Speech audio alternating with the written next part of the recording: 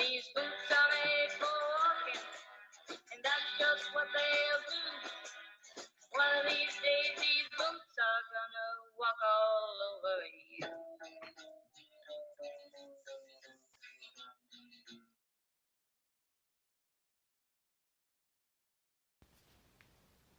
Hello, this is an Australian Aboriginal folktale called Tiddalik. I hope you enjoy. A long time ago, in the dream time, there lived a frog called Tiddalik. He was the largest frog ever known. He was as big as a mountain. Wherever he walked, he crushed trees and plants under his enormous webbed feet. One morning, Tiddalik awoke feeling extremely thirsty. It was raining hard, so he began to drink the rain. He opened his mouth as wide as he could until all the rain was gone. But he was still thirsty. He looked down at the pools and the rivers and the streams, and he had a little slurp.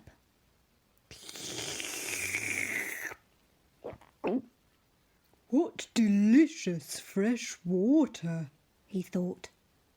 So he drank and drank until every last drop of the earth's sweet water was gulped into his bulging stomach.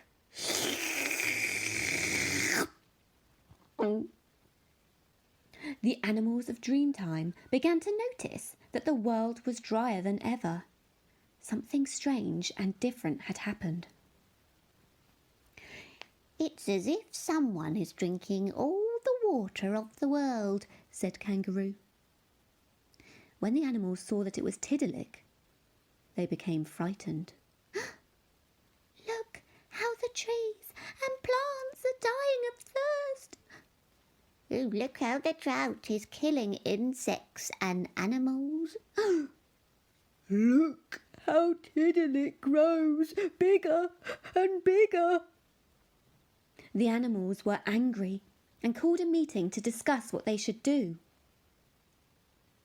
Some said that Tiddalik had become too big and too powerful and would never give the water back. Others said that someone must know a way to save the earth. And some had become so thirsty they just wanted to give up. Then the wise old wombat spoke. She took a step forward into the circle of animals, saying, I have an idea. We must make Tiddalik laugh. Then all the water will come pouring out of his mouth. It will spout like a rushing waterfall back into our rivers and streams. The animals agreed with Wombat. What a good idea! They would try and make Tiddalik the greedy frog laugh. As the long trail of animals arrived at Tiddalik's home, the giant frog didn't even look up. He just sat there, with his enormous belly swollen with water. Kookaburra offered to begin. She cackled and cawed and flipped and flapped to make Tiddalik laugh, but Tiddalik didn't even smile. In fact, he took no notice whatsoever of the poor Kookaburra. Then Kangaroo tried. He hopped about, then jumped over the emu. But Tiddalik just sat there. His puffed-up face was as frozen as green ice. Then Lizard tried. She waddled up and down on two legs. She made her tummy stick out really far, and she stuck out her long tongue. But Tiddalik didn't even blink. He kept his mouth tightly closed. He was not amused. And then, at last, when the animals were almost in despair, an eel came forward. The drought had made her come onto the land. She was searching for water when she came across the great meeting of animals. She slid across the scorched earth until she was near. I am a stranger in your midst," she said, "but I would like to try and make the great Tiddalik smile. Please may I try?" The animals agreed. They had all tried and failed. Maybe this strange eel could do the trick. She carefully chose her place. Not too near and not too far away. Eel returned the frog's stare with a steady gaze and slowly raised herself off the ground. Then she began to sway. It was the beginning of her special dance. The eel began twisting and turning herself into funny shapes. Faster and faster and faster and faster and faster and faster. But then, disaster! Eel accidentally tied herself into a large knot and she fell to the floor with a splat. Frog's eyes gleamed with reluctant pleasure. He held his belly because the last thing he wanted to do was laugh. But suddenly, the great frog's mouth opened. Tiddalik burst out laughing.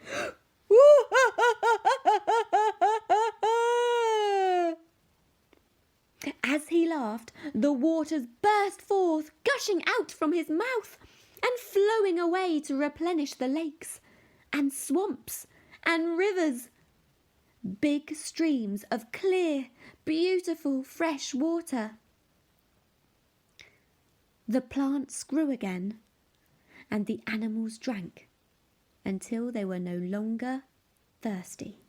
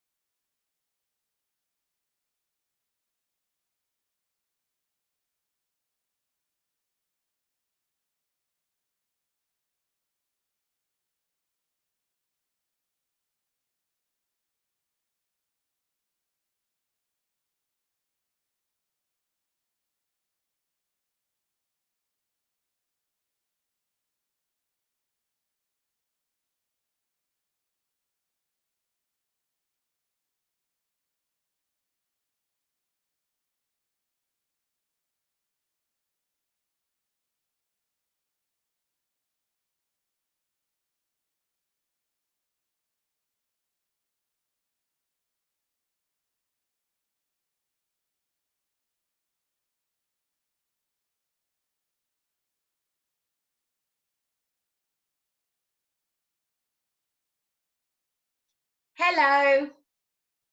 Be happy and send Your family and friends your love.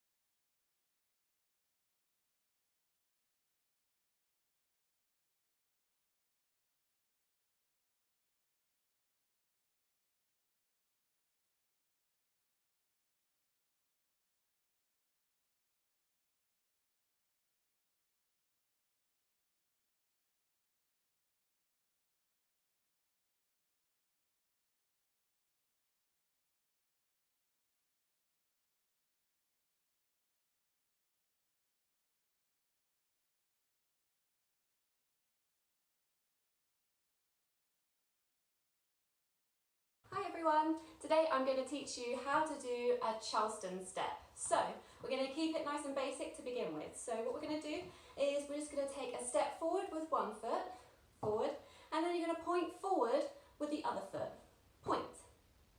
With that foot that you've got pointing forward, you're going to take that foot backwards, back, and then you're going to point behind with your other foot, point.